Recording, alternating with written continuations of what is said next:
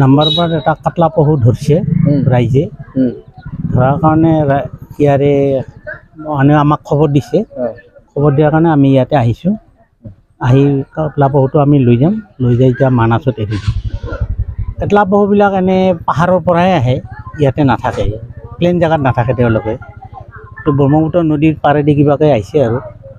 জন অঞ্চলত কেটেলা পহুটো অহাৰ কিবা কাৰণ থাকিব পাৰে নেকি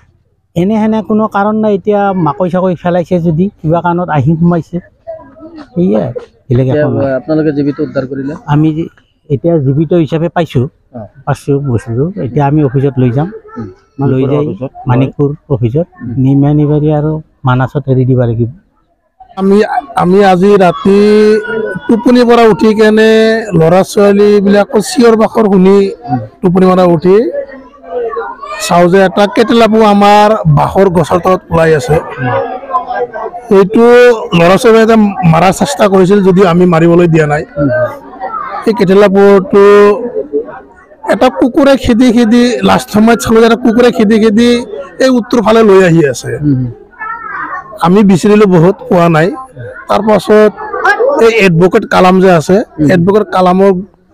ঘৰৰ ওচৰত এটা খেতিত মানে এটা গছজোপা আছে তাৰ তলত কেইজনমান মানুহে উদ্ধাৰ কৰা হৈছে এইটো উদ্ধাৰ কৰি লৈ কিনে ঘৰত এটা বহুত মানে এটা জাগাত থৈ দিছে আৰু ফৰেষ্টৰক খবৰ দিয়া হৈছে সিহঁতে আহি আছে আহি কেনে কি কৰিব সিহঁতে জানে আৰু এতিয়ালৈকে কেটেলা পহুটো নিৰাপদে ৰাখা এতিয়া কেটেলা পহুটো বহুত নিৰাপদে ৰখা হৈছে